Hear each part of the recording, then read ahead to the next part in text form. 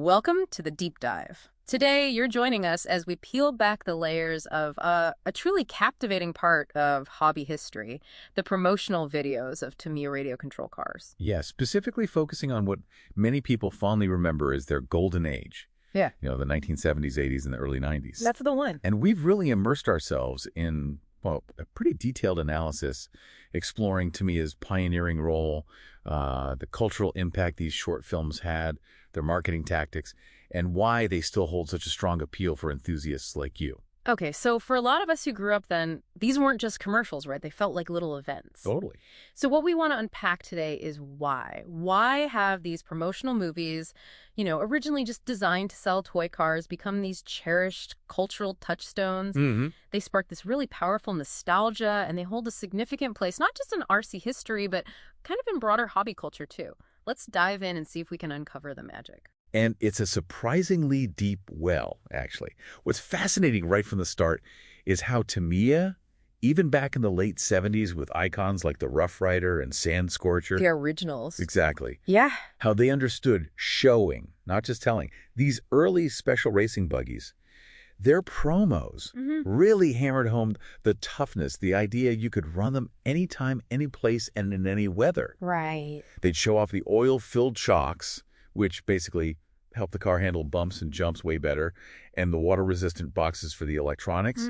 And some of those very first promos, purely visual. Yeah. Just the cars and what's been called awesome 70s music. I can picture it perfectly. It's funny how the seeds were already there, and Yeah. later narration got added. Yeah, later versions brought in a narrator who would really emphasize durability and that feeling of realism. It's almost like the real thing. Okay, then you get into the early 80s, and along comes Wild Willie, the M38. That little guy was all about the wheelies. Oh, yeah, Wild Willie. The promos for him, they really leaned into its unique character, how versatile it was. How so? Well, they'd show the independent front suspension so each wheel moves on its own, better for rough ground, right? Right. And the rear coil spring setup, specifically designed to, and I quote, dampen out those rough bumps. Okay.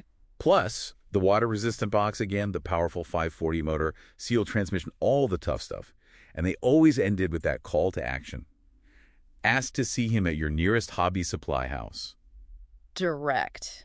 I heard that water crossing scene was pretty memorable, too. Oh, definitely. People really remember that. It just showed what the car could do in a really exciting way. So it wasn't just specs, it was like a mini adventure. Okay, fast forward a bit, mid-80s, the Ford Ranger XLT. Here, the focus seemed to shift more towards realism, that injection-molded body. Exactly. The Ranger XLT promos really pushed that lifelike quality. Yeah. And the performance stuff, too, like the track-legal, upgradable Mabuchi RS540S motor, promising even more brutal power and performance. They mentioned the 3-step speed controller for positive control at all times. Better than just on-off. Right. And the servo saver, that little part that stops you wrecking the steering and the semi-pneumatic tires, calling them real mean machines with amazing performance. It's that combo, Yeah. features and evocative language. Yeah, it paints a picture. Yeah. Then 83, you've got the Frog, marketed as this breakthrough in performance and price. I definitely remember that green machine. What worked there? Well, with the Frog, it's interesting how they directly compared its features. The promos talked up its space aid, chassis and suspension, and those state-of-the-art adjustable shock absorbers. They even explicitly said they were better than plain coil springs.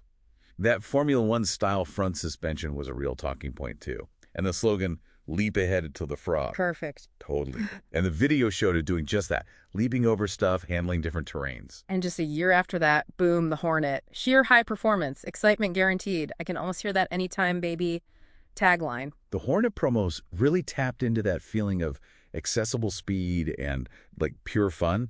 They'd talk about the highly detailed Lexan body. Which was basically indestructible. Pretty much. And the RS540 motor, adjustable front suspension, those oil-filled rear shocks this time for better handling, the competition diff. And the fact there were 2 distinct promos for it shows how big a deal it was. 2 versions, wow. Okay, then came the big one, 4WD, the Hot Shot in 85. That felt like a huge leap, didn't it? The ultimate in four-wheel drive. Absolutely. The Hot Shot promos were all about showcasing that revolutionary tech. The 4-wheel, independent double wishbone suspension, described as almost unbelievable in operation. Meaning each wheel moves totally on its own. Exactly. Incredible grip, incredible handling on rough stuff. They featured the front transverse monoshock, that single shock across the front.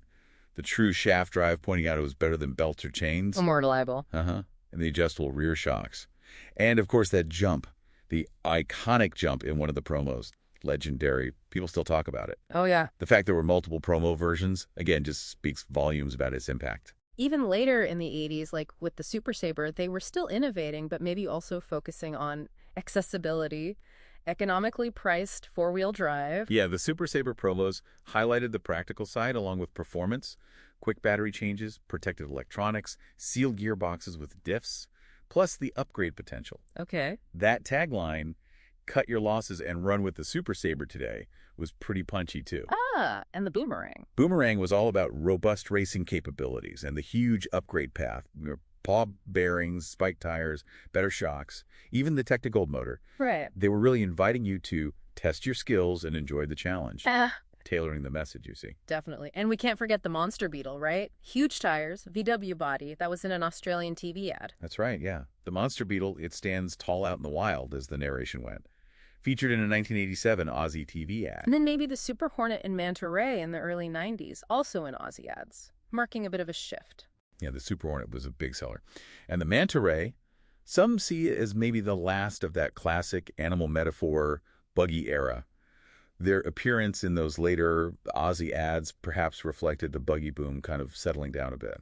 It's amazing tracking that evolution. And these weren't just seen in hobby shops, were they? How else did they reach people? Oh, yeah. The hobby shop VHS tapes, the show reels were absolutely central, especially for kids, you know. Right. These 10, 15-minute loops playing constantly in the shop, Tamiya logo, then the car's newest ones first, naturally maybe a bit about the company at the end. Updated every year or so, free preview of everything Tamiya. Like a silent salesman, just constantly working. Exactly.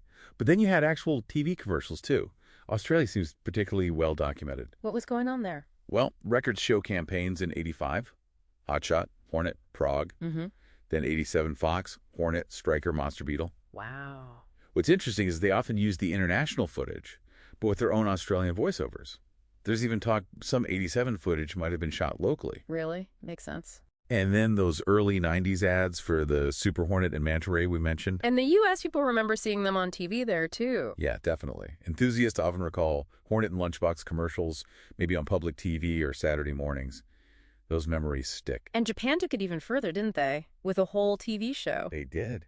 Tamiya RC Car Grand Prix ran for a decade on TV Tokyo, narrated by Mr. Tomoki Ogura.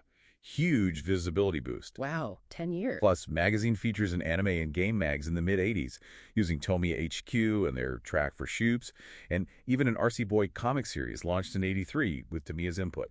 A whole ecosystem. They were really embedding themselves in youth culture. Even kids' TV shows sometimes featured them, like that Australian show Wonderworld. That's the one, yeah, around 85. Regularly featured RC cars. And you can bet Tamiya models got plenty of screen time.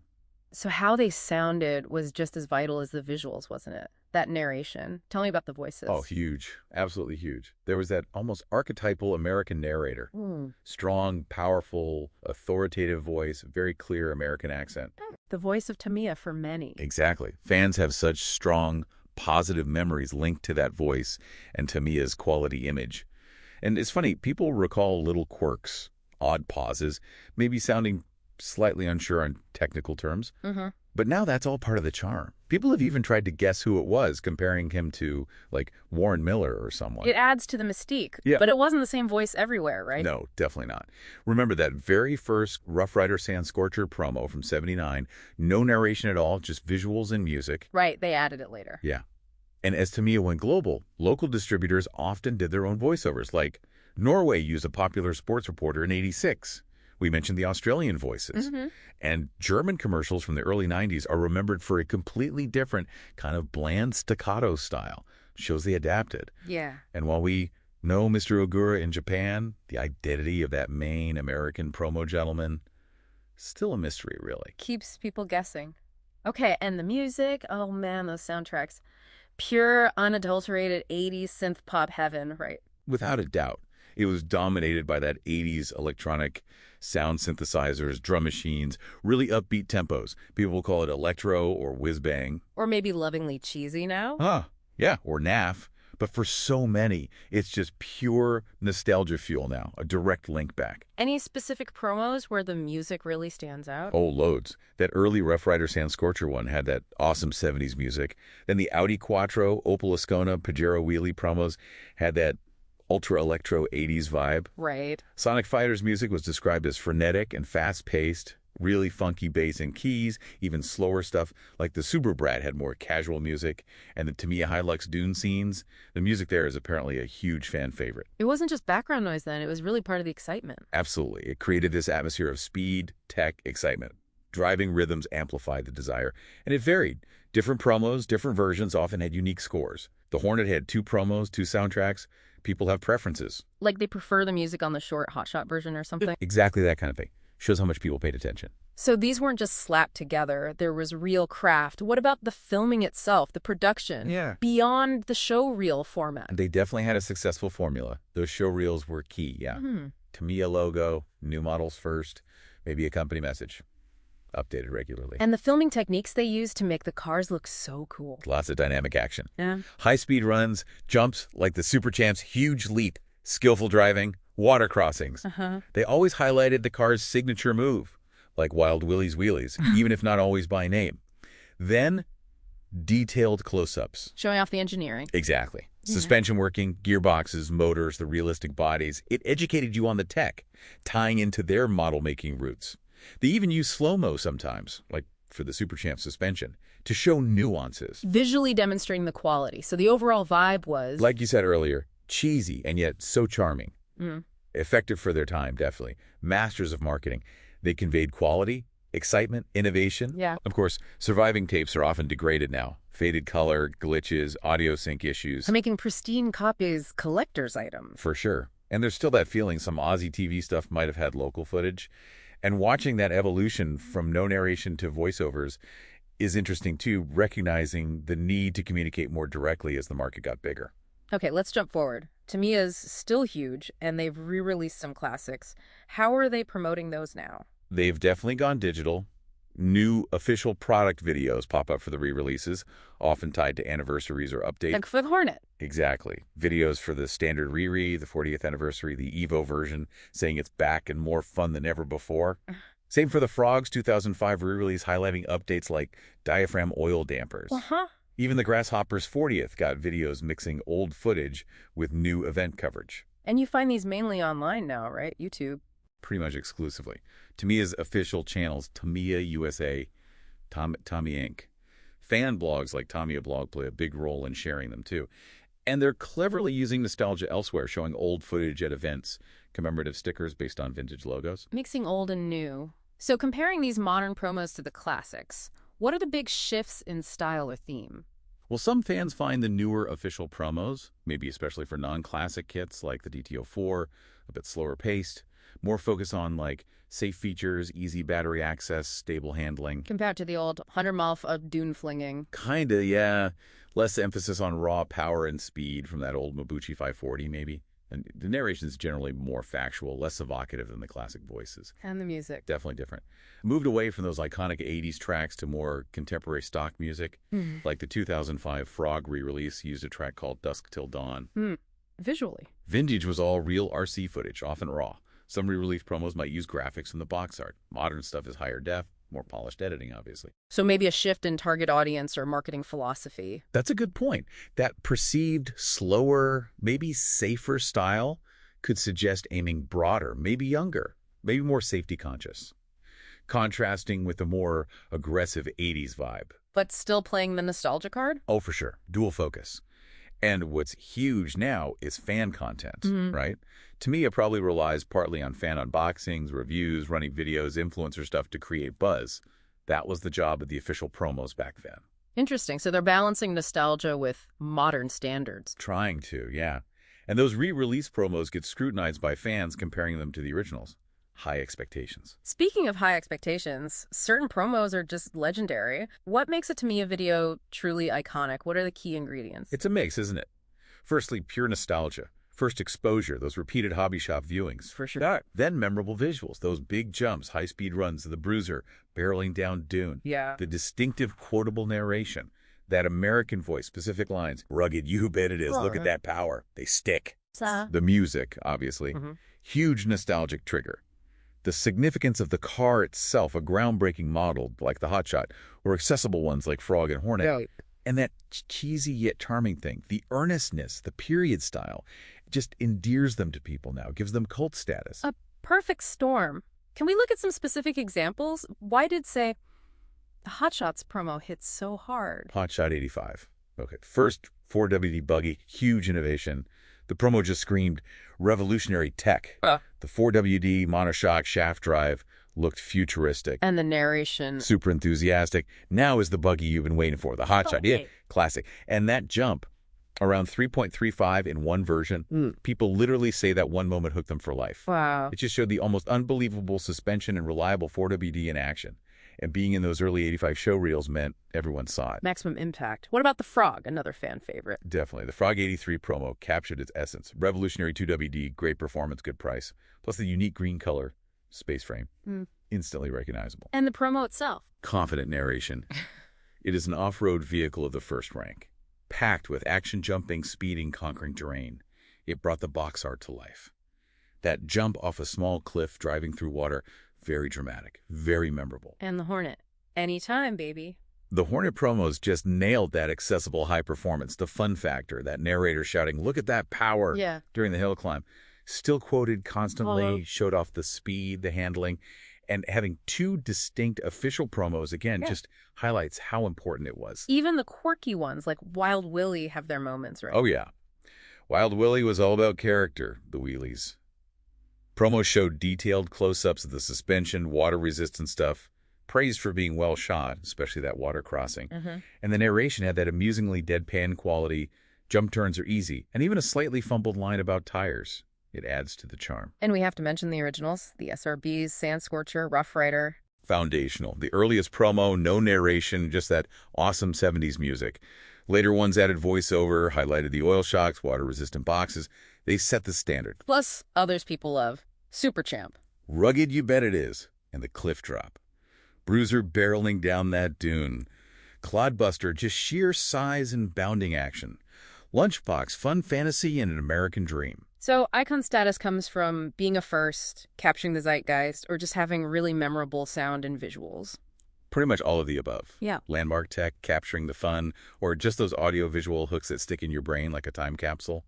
And multiple versions just show deep fan engagement. It's genuinely incredible how these simple films resonate decades later. Why do you think that is? What's the core appeal?